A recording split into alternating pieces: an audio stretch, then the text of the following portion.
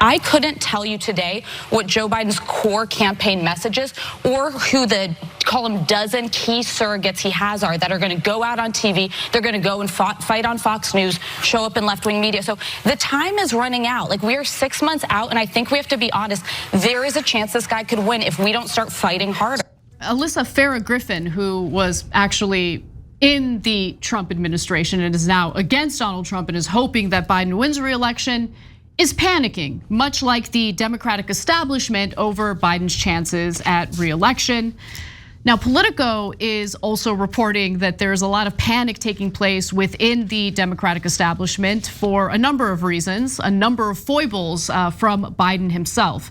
Now, the first sentence of the article sums it up pretty well. Again, this is from Politico. A pervasive sense of fear has settled in at the highest levels of the Democratic Party over President Joe Biden's re-election prospects, even among office holders and strategists who had previously expressed confidence about the coming battle with Donald Trump. Now, an anonymous Democratic operative in close touch with the White House stated that there are two main reasons for this panic within the Democratic establishment. Number one, of course, the stakes they believe are incredibly high with this election. The belief that Donald Trump does pose a threat to our democracy. And second, Biden's stubbornly low polling. Now, we've covered those polls which consistently show that Biden is struggling in key battleground states. And it's not just one or two polls. Again, it is consistent. As for why that's the case, well, one advisor to major Democratic Party donors provided a running list that has been shared with funders of nearly 24 reasons why Biden could lose, ranging from immigration and high inflation to the president's age, the unpopularity of Vice President Kamala Harris, and the presence of third-party candidates like Robert F. Kennedy Jr. Donors ask me on an hourly basis what I think, the advisor said, calling it so much easier to show them. So while they read it, I can pour a drink. The advisor added, the list of why he could win is so small, I don't even need to keep the list on my phone. So the Biden campaign is doing what it can to draw negative attention to Trump and positive attention to Biden. They're focusing on how the Democratic Party wants to protect abortion rights, even though they failed to do so when they had a supermajority during the Obama administration. And they're also focusing on the two candidates' records on challenging corporations, because Biden has fought real hard against these corporations. Yeah, what a joke. Pausing here to deliver some honest truth as we do in our news coverage as well. TYT is facing challenges, guys, as the entire industry is.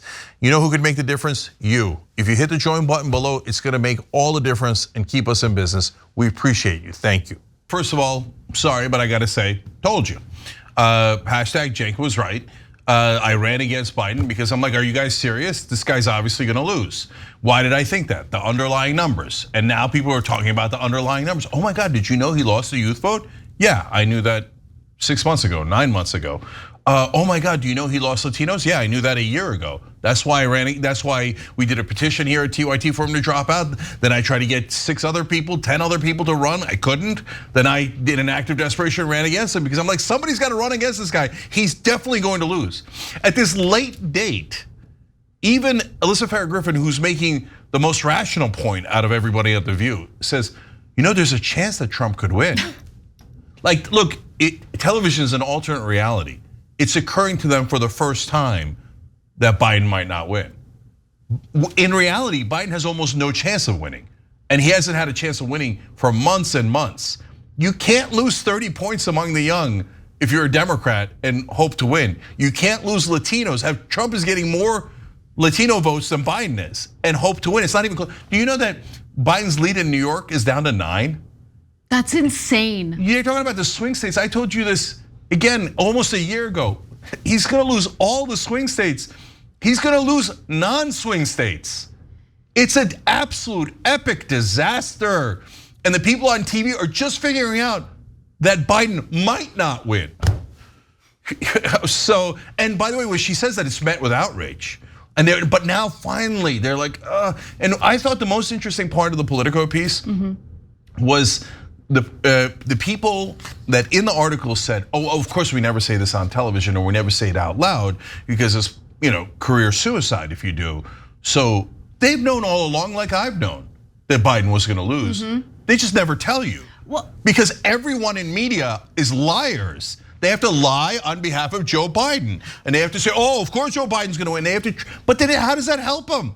It just makes you more complacent. Cenk, you're so right. And in fact, I don't know if you caught this, but last week on The View, Joy Behar admitted that she doesn't want to criticize Biden, even if there's justified criticism, because she doesn't want to help Trump win the election. Honestly, I have heard that 100 times behind the scenes. Then you're not doing your job. No, right? but they think, but no, they genuinely believe that news is just supposed to be for marketing.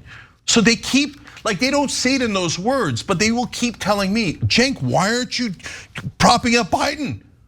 Why aren't you lying on behalf of Biden? I am not a campaigner for Biden. No, but they think that if you're in the news business, you shouldn't do the news and you shouldn't be honest. You should just cheat on one side or another. If you're on Fox News, you cheat and lie on behalf of Donald Trump and the Republicans. If you're on MSNBC, CNN, or The View, or really anyone else on television, you cheat and lie on behalf of Joe Biden. And they think if you don't, you're morally compromised. By the way, again, the strategy is horrific. So they stuck with a terrible candidate when they could have turned around a year ago, 9 months ago, 6 months ago. They could have turned around at any point, but they're like, no, let's lie on behalf of the terrible candidate and try to cover up all of his flaws instead of getting a better candidate. We already know, we knew again 9 months ago that a generic Democrat does 10 points better against Trump. We gave away 10 points in the most important election of our lifetimes, and we're the bad guys for pointing it out, and they're the good guys for covering up that political crime that's gonna hand the election to Donald Trump? No, you're not the good guys. Joy Behar, Morning Joe, everyone on television, you're terrible people for deceiving your own audience into picking the worst possible candidate so that Trump could win. Congratulations, you're the best friends Donald Trump has. Thanks for watching The Young Turks, really appreciate it. Another way to show support is through YouTube memberships. You'll get to interact with us more. There's live chat emojis, badges. You've got emojis of me, Anna, John, JR, so those are super fun. But you also get playback of our exclusive member-only shows and specials right after they air. So all of that, all you gotta do is click that join button right underneath the video. Thank you.